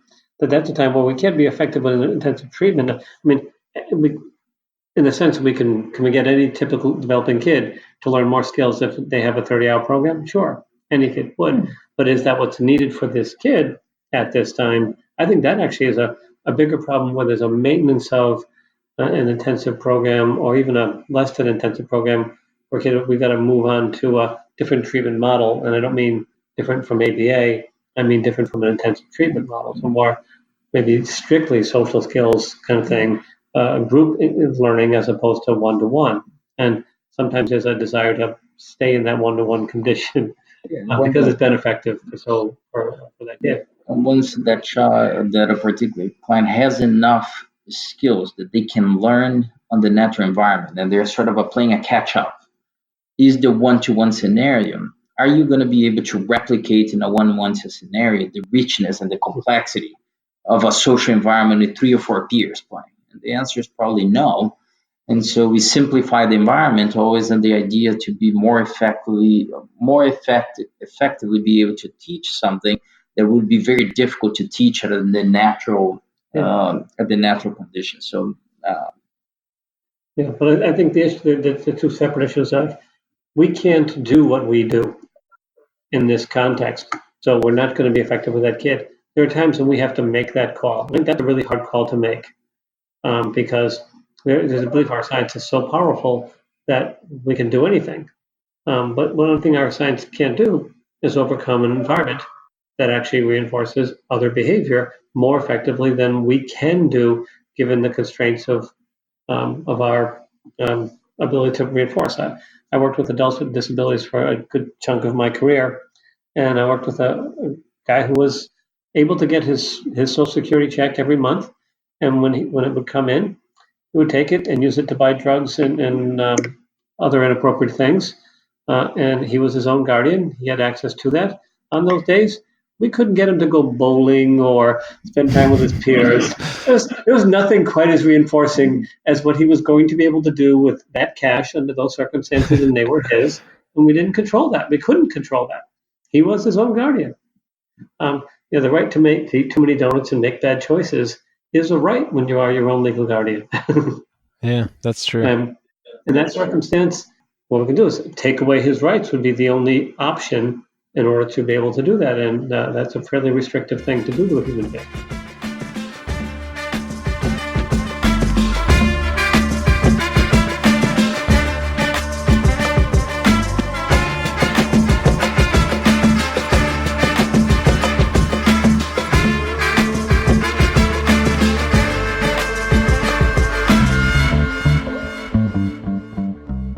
And we're back. First off, want to give a big thank you to our guests that came on. I thought the interviews were excellent. I learned a lot. What about you, Zach? Yeah, absolutely. I think that it just showed that all these guys are great and experienced folks when it comes to communicating to the people they're working with and building kind of good relationships in their work. We asked them some questions, so I thought we could review what the questions are and then kind of dive into the themes. What do you think? Yeah, I think that seems like a good way to organize it. Right. So we had 3 questions that we came into those interviews hoping to have answered and get a little bit or a lot of bit more information about. So Yeah. The first one was what steps we can take as individual behavior analysts to make our empirically supported interventions more socially valid and accepted, right? So that was the first thing we were interested in getting some opinions on. Uh-huh. The second one was if these 3 folks that have a lot of experience have any recommendations or advice about how behavior analysts can be more effective at disseminating our science, right? Yeah. And then the final question was, what are some strategies if somebody's reluctant to implement interventions? What's our ethical obligation and how can we ultimately better serve our clients and the people we work with? One theme that really stuck out to me anyways, through all of our interviews and across the different questions was treating people better, right? Like I think in general, our field would benefit from really placing a lot of emphasis on treating people better. Yeah. Dr. Friman mentioned like our whole field has a social validity problem. Right. And I think that with that being said, if we treat people well, they might be more likely to implement the empirically based procedures that we're recommending, right? So thinking about those process variables, by doing those things outside of the actual intervention, the thing that's on like our protocol and everything, if we do those things outside of that, that might make it more likely that somebody's going to listen to what we're saying and be excited about implementing our interventions. Dr. Paulo and Dr. Bob made a big point about saying we don't need to actually change people's views because we can usually find agreement. I remember Dr. Paulo mentioning this. Like he was saying, I've never been in a situation where I couldn't find some agreement about something that we could work on.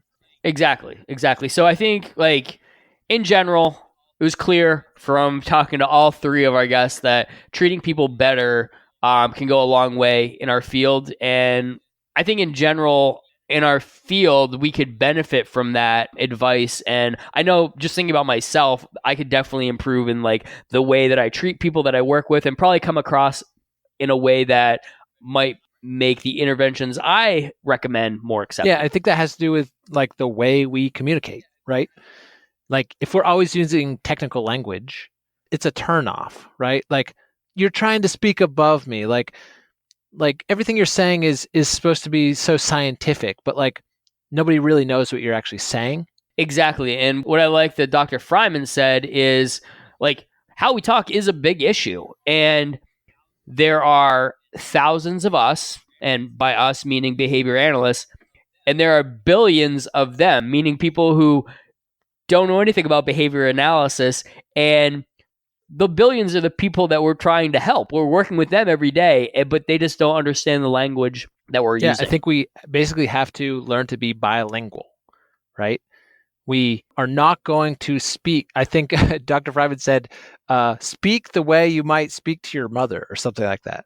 It was like, you're not going to use like technical language when speaking to your mom about what you do. You're going to be like, yeah, well, we work with these kids who have behavior problems and whatever. And you're going to talk about it in everyday language. Yeah. So let's take a second and kind of break this down a little bit, because the idea of technical language versus everyday language, I think you and I have kind of talked about this in general. So what are your thoughts on that? Do you think that, do we place too much emphasis on technical language, or do we just not put enough emphasis on everyday language? What do you think? I think it's hard because, both of us are professors and we try to teach our students to use technical language in the classroom. But I wonder, maybe it's how short of programs we have for master's students. Like we have a year or 2 years, and sometimes I know ours was 3 years, but like if we have a short period of time to teach people stuff, we need to teach them the technical language so that they're scientifically thinking. Yeah, exactly. There's no way you can skip the technical language, right? I think Dr. Friman said, like, yeah, they're not going to pass the exam. Right. Yeah. So right. It's like, you got to learn that stuff. And I think that, I know you and I, Zach, we both value technical language just because it allows us to communicate with like the scientific community, right? Like, so the behavior analysis community is a scientific community. Like all sciences, we have to have specific language to be able to communicate clearly to others, like at conferences, through like research and presentations.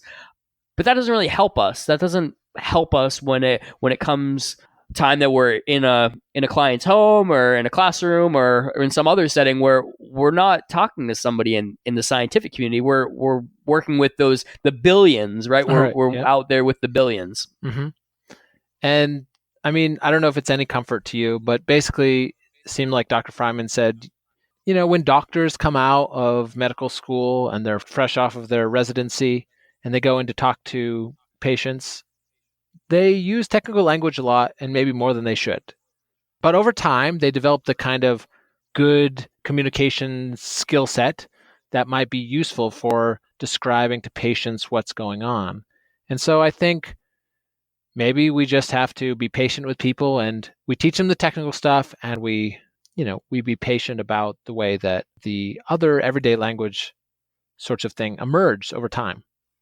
Yeah, so I think that's a good point, Zach. And on a similar note, in addition to using language that people understand, I think it's also okay for us as a field to be okay with people not necessarily agreeing with us on everything. Yeah, I remember Dr. Bob mentioning how basically the thing he thinks about is like, all right, can we identify a problem, something that we're going to increase or decrease, right? So what's the problem? Let's agree on that. And then let's agree that we should measure it. And once we agree on those two things, that's a great start. What's great about that is it gets us right off the start. So as soon as we enter into this collaboration or working with this other person or group of people, we're having a discussion about things we agree on rather than getting off on the wrong foot, which I think that can happen sometimes where for sure. Right off the that's bat, right. You're focusing on the disagreements rather than getting everybody on the same page. Yeah, that's right.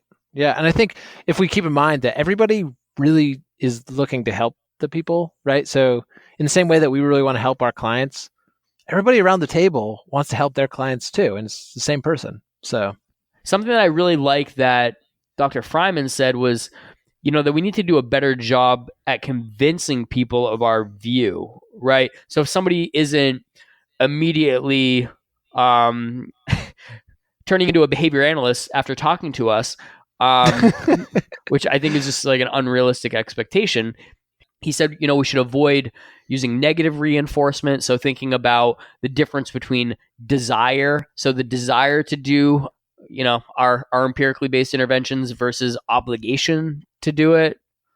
Yeah, so he was talking about relationships. He was kind of relating it to relationships and how basically if we're in a relationship, we want the person we're in the relationship with to desire being with us and not feel obligated. So he made the separation between desire and obligation.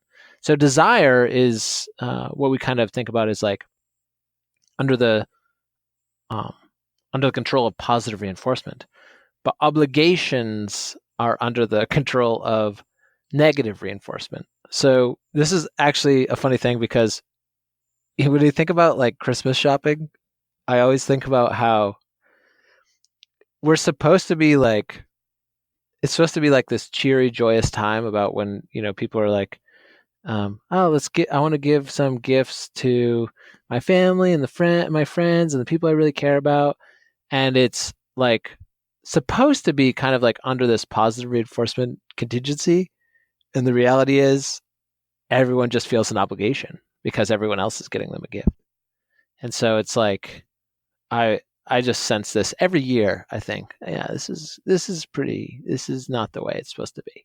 Yeah, it's actually that's a really good example. Like just gift giving in general is usually you either feel a sense of obligation or you're like, I can't wait till Zach opens this gift that I got him. Yeah, right. Like, I mean, that's the difference. Yeah, positive or negative reinforcement, really. That's funny. Well, I've always thought like, all right, how about this? Let's just agree. You're going to spend $20 on yourself, and I'm going to spend $20 on myself. Then we'll both get what we want, and it'll be under positive reinforcement contingency. So this idea basically ties into that we want people to want our help because we're effective, not because they're just obligated. Yeah, because right? The principal's going to get mad at them if they're not following what we say. Right. Did you like our discussion about basically the ethics of dissemination with Dr. Friman? That was fun, right? I thought it was a good discussion because, the piece Hey, man, he doesn't even have a BCBA. No BCBA? How'd he even get on this podcast? I'm just joking. Yeah, I know. I know you are. That's how he got on. He got on the podcast because he's the man. When I think of who in our field is like the best disseminator of behavior analysis, I think of Pat Friman. I think he's excellent at communicating with people about behavior analysis. And I thought it was interesting that, when we brought up the idea of like ethical obligation, that it's not really the way he thinks about it. Yeah. And so, that's actually interesting because the part that people are talking about in the compliance code is 6.02, disseminating behavior analysis, right? And I'll read it. Behavior analysts promote behavior analysis by making information about it available to the public through presentations, discussions, and other media. Yeah. So you can interpret it in different ways, I think. Right. Like, I think definitely we want to make sure that we have resources available, right? Like, that's kind of what I think of that. It's like we should be available and make people aware of it, I guess, right? But I think depending on how we go about doing that, it could be kind of a turnoff to other people. Yeah, I think that he talked about like this is not a religion, essentially. He's like, and you can imagine there are certain ways that I think historically religious people have tried to proselytize, essentially, and it's been a turnoff to people. And so he's kind of saying like, let's not be proselytizing behavior analysis. Making things available is different than like shoving it down someone's throat. And so maybe the word obligation is where he kind of disagreed, right? Yeah, because I love this point. Like, we don't want to go around with like the ethics police on us about like, have I done my duty of disseminating behavior analysis? Where it's like, again, going back to aversive control. Like, that's right. We should hopefully want to talk about and share resources with people about behavior analysis because I think Dr. Friman says, it's automatically reinforcing to do so because we believe behavior analysis can, create meaningful changes in people's lives, not because we're going to get in trouble because we're not doing it, right? So I think it's like aversive control versus under the control of positive reinforcement. I want to try to tie this point, though, into something that when we're talking to Dr. Paulo and Dr. Bob came up, which is the idea that maybe we don't always have to disseminate in the sense that convince somebody that we have to do something, quote unquote, behavior analytic. And so what I mean by that is like, obviously it's important to disseminate behavior analysis, but if doing so in a particular moment is actually gonna maybe disrupt the process of getting an effective intervention in place, maybe it's okay to do things that line up conceptually with what we know would be effective, but maybe if it means calling it something different, maybe that's okay. Like, do you remember when the example of sensory integration? Yeah, right. That was a good one. Mm-hmm. Right. So I believe it was Dr. Bob gave the example of, Yeah, it was him. maybe somebody has problem behavior maintained by attention or something like that, and somebody's proposing sensory integration. Like Obviously, a sensory diet of some sort. Yeah. And I mean, I think we obviously would have a concern with sensory integration as a treatment in general, but if you're looking at the components of that treatment and seeing that, oh, actually, this sensory diet would offer some intermittent attention, maybe that's really the same thing as, or something very similar to, non-contingent attention, which is a behavior analytic treatment. Yeah, right. If it's a difference between our intervention being accepted versus dismissed, maybe it's okay to compromise on that as long as we believe it's going to be effective, knowing like really what those components are behavior analytically. Yeah. Oh, and I just wanted to go back because, in the first segment, we talked a little about sensory integration, but I started with social stories, and I don't want to make people upset. But the reason I use social stories as an example was because of this article by Justin Leaf and colleagues, which we'll put in the notes about it. It's not saying that like social stories are bad or whatever, but it's just saying maybe the evidence for what's occurring is not as strong as people might think. You can check that out in the show notes.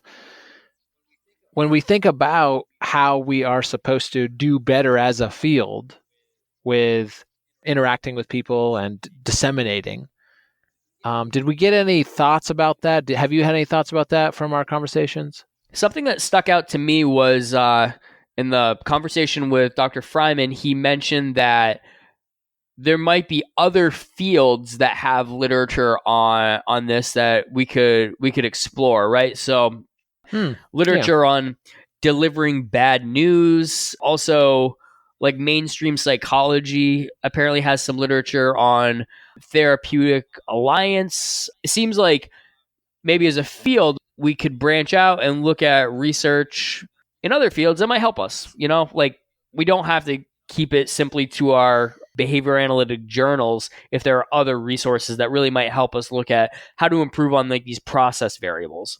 Yeah, and I think an important part of that is like training, right? Yeah. Like if we're going to be training people to interact with other people, then we should be worried about the kind of process variables that Dr. Friman talked about. So he's talking about like timing variables, delivery variables, that these are not often actually a part of training programs. Yeah, it makes me think of like if you were in a program learning to be a counselor, you might have to role play and learn how to interact with people.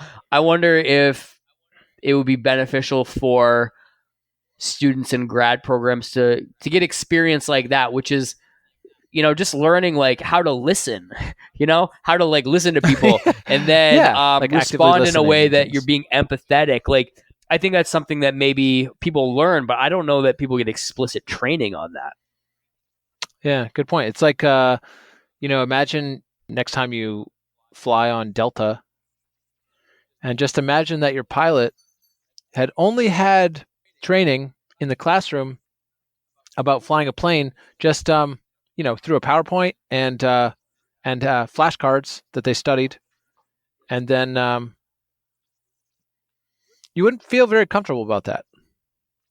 It's probably important to actually train the things that you would want to see, that's why the pilots take so much. They have to fly a certain number of hours under supervision, and that's what our supervision is really about, I think. Yeah, I mean, I hope that people, through their requirements for supervision, that hopefully they're getting that experience and getting that feedback. Yeah, that's right. From their supervisors on like how to interact with people and things like that, because I think that is a big piece for sure. Yeah, for sure. That's a good point. Yeah. One of the things that I think is super important, and when I think, and this actually, it's super, I think it's super important because I mentioned it to Dr. Friman as the most important thing our field has to offer.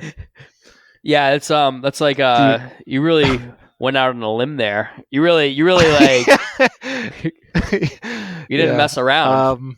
You're like, I've determined what the most important thing we have to offer is, and I'm going to tell everybody. And it's and it's not. And guess what? It's not behavior plans. I mean, yeah, maybe it's an exaggeration, but hear me out, okay? I think that the idea of determinism, the idea that, Dr. Friman talks about is like we have the most powerful idea ever invented in the history of mankind. And that idea is like, well, what does he say? He says it's like that people are the product of their circumstances. And this really changes the way we think about other people's behavior. Do you think?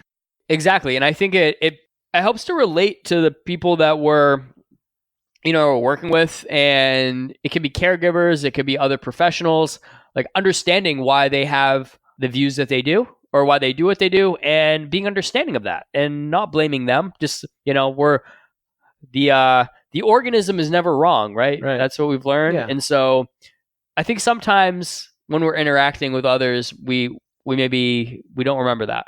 Yeah, I think it's because we've been, we've essentially grown up in a society, like it's very individualistic. Your whole life, you've been taught that you're in control of your own destiny, or that it's not what happens to you, but it's how you respond to what happens to you. That's kind of like a inspiring thing for you to do. You're reading Ralph Waldo Emerson's essay on self-reliance, right? And it's very inspiring for you to pull yourself up by your bootstraps. But what that does, I think, is when you flip it to the person next to you, you're like, oh yeah, Caleb, he is in charge of his own destiny and he's not making the right choices. And so it might like work for you to inspire you, but when you think of your neighbor and you think of your friend and you think of the teacher that you're trying to consult with, you're thinking that they're the problem and that they're not doing the right things, and you blame them. I agree with you. Is that a big enough soapbox for you, Caleb? I'm sorry. I'm just trying to get over the fact that I feel like you just repeated every single like motivational poster you've ever seen. I was trying to think of them. I was trying to think of them. I think you got most of them. But no, I agree with your point. The idea of determinism, like you're saying, helps us to change our perspective a little bit about, or a lot of it actually, about how to empathize with others. Yeah, we know that the other people that we're dealing with, they are the product of their experiences, their life experiences. I saw something this past year when I was at Mass ABA that I really enjoyed, and it was actually a talk that was given by a number of parents of individuals diagnosed with autism. And it shed a lot of light on the importance of determinism and that way of thinking and understanding. Mm-hmm. And, the parents kind of shared like the things that they go through as having a child diagnosed with a disability. And they shared like their concerns and like kind of the way that they think about like raising that child. And at the end of it, what I really enjoyed was, or I didn't enjoy it. It's hard to say because it's like, I feel like it helped me feel a lot of empathy towards these parents, and also, just the parents that I have worked with, and I'm going to work with in the future is, they have a lot going on. Yeah. Like they have a lot of worries, a lot of stress. And so, maybe they can't always collect the data. Maybe they can't implement our procedure as we're asking them to. And that's okay. Like, this helps us to understand why people might not be doing what we ask when we're asking them to do something. Yeah, exactly. And I think that ties into Paulo, what he said about like thinking about the contingencies controlling caregivers' behavior. Exactly. Right? Yeah, so ultimately, you think of like a concurrent operance arrangement where it's like, I can either do this, which is like following a plan or something, or I can do something else. Like ultimately it's the contingencies that are going to influence that choice. Right. Yep. And so if you make a program that's really difficult to implement, you're going to not get very high treatment fidelity. If you make something that's easier, then maybe you get more people kind of on board with it, especially if it's effective. If it's something that's really difficult and not effective, nobody's on board. I think what you're saying, Zach, is that we want to design interventions that are going to be easy to implement, hopefully produce pretty quick behavior change. So somebody's implementing behavior contacts reinforcement pretty quickly. And along with that, something that when we're talking to Dr. Bob and Dr. Paulo about, they talked about data collection, right? Do you remember what they said about data collection? No. Okay. Well, they said that we're the ones that get paid to collect data. And so when you think of like effort of a plan, maybe a parent, when we're not there, can't reliably collect data. Yeah, sure. Seems reasonable, right? Like maybe somebody just can't collect data. So maybe we don't. I think you mentioned something like if you have a really effective treatment, the person's just going to be like, yeah, it worked. Things are much easier now around bath time because he's not crying and tantruming. Yeah, so I think if we look at the resources, right, and it's like, yeah, actually, I feel like data collection is just one more thing that's being piled on that's going to make it less likely somebody's actually implementing the treatment, which is what's going to matter, then maybe it's okay not to collect data. And maybe we do it intermittently when we're there, or some sort of sampling method. Yeah, sometimes I do that, which is just like, I'm like, can you take data? And actually, if you look at like parent management training, this is a type of parent training I do sometimes. And they basically are like, let's choose a problem time. So oftentimes it just happens to be like around bedtime, like the evening routine and into bedtime. And let's collect it from 7 p.m. to 8 p.m. And that's it. Like, let's just collect that. And maybe we'll break it into 10-minute blocks. And you got six pluses or minuses you're going to collect for me. And that's it. And usually I found really good success with something like that. Yeah, that's a really good idea. So coming up with, either not collecting data or doing it very intermittently, or coming up with a system that's super practical and easy and low effort, and not being necessarily set on this is how it has to be, regardless of if it's possible or not. Yeah.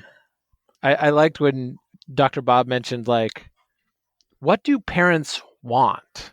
Like, when we talk about like social validity, right? It's like, what do parents want? Well, they want a happy child. That's what they want. I know that from my experience. It's like, yeah, if someone was coming in to work with my son, I would appreciate if he was like excited to see the person come in the door and he was happy most of it. He doesn't have to be happy all the time, but he has to be happy most of the session. He has to be having fun and he has to be like happy to take part. Yeah, and we don't usually collect data on happiness, but it's an important thing, right?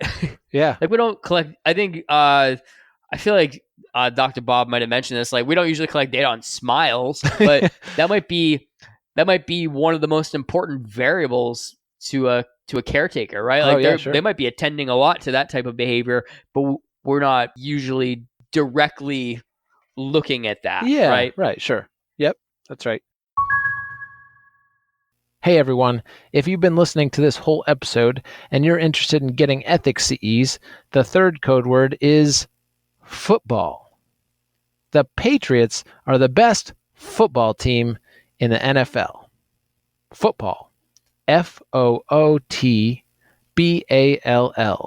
I don't care what you haters say.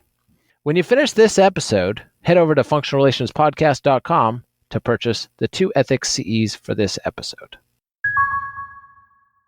I think that to kind of wrap things up, if we were to kind of summarize, what would you say? So, like we talked about, I think there is a social validity problem in our field. And like we talked about, it comes down to the language we use at times. Yeah. I think that's a big barrier. How we're communicating with other people, the people that we work with. Yeah. And I think the other thing is being okay with people not necessarily adopting our behavior analytic view, right? We can work effectively with people without them necessarily becoming a behavior analyst, Yeah, right? And I good think point. so. I think Yep. that's something we need to be flexible and be willing to collaborate without convincing people of And certain something things. I'm going to work on. All right, Caleb, hold me to this. All right. Something I'm going to work on is keeping in mind all the time that our field is all about contributing to others. So when I wake up in the morning, I'm going to try to help someone that day. Like that's what I'm going to try to keep in mind. Like I'm going to try to do better at that. Right. I like that. So kind of always keeping in mind like what the overall goal of our field is, and It's like the vision statement of our field. like helping others. ABA. Yeah. Yeah. Right. Yeah, exactly. So do you feel good about this, Caleb? One thing that we were talking about the other day was like, I think I'm a better behavior analyst after doing this podcast. And so that's a great thing. Yeah. We have the benefit of, as we're recording these, we're actually just talking to people who have a lot of insight and a lot of knowledge and a lot of experience. And so, even though we're doing this for the listeners, right, we want to create a podcast that's valuable to, our community in general. We also reap the rewards where we're getting firsthand to have like these conversations. So I feel like it's been great. This is it, man. This is the end of season 1. Flew by. Yeah, and I'm just really thankful for all the people that came onto our season 1. Like we had some just great people, and they were all so nice to us. They were all very. Sometimes we were going back and forth over email to try to schedule something, and it wouldn't work out. But everyone was just so understanding and so great. Just want to thank everyone from season 1. It was awesome. So I guess that's it. So that's season 1's done. Let's wrap it up. All right. Let's close out this chapter 1 of chapter 1. All right. Functional Relations Podcast. I want to thank all of the listeners and the supporters for this season. Thank you, everybody who's following us on our Facebook, Instagram pages, and for our Patreon supporters. Much appreciated. Yeah, man. Patreon supporters. Yeah, they're awesome. Yeah, and if you're not a Patreon supporter, you should check it out. Go to our Patreon page. Yep. Basically, our goal is to kind of make this a sustainable podcast. Sustainable, not in like eco-friendly, although that would be nice too. But basically, sustainable is like it costs us about $80 to $100 per month. We have our software costs and our website costs. So we're just working on that. So check us out at patreon.com/functional relations podcast. If you're interested in CEs, where can we get them, Caleb? You can get them at functionalrelationspodcast.com. All right. And I guess that's it, man. That's it. We did it. Season 1. It's in the books. Thanks, Caleb. It's been great. All right. We'll see you later. Okay. Bye-bye.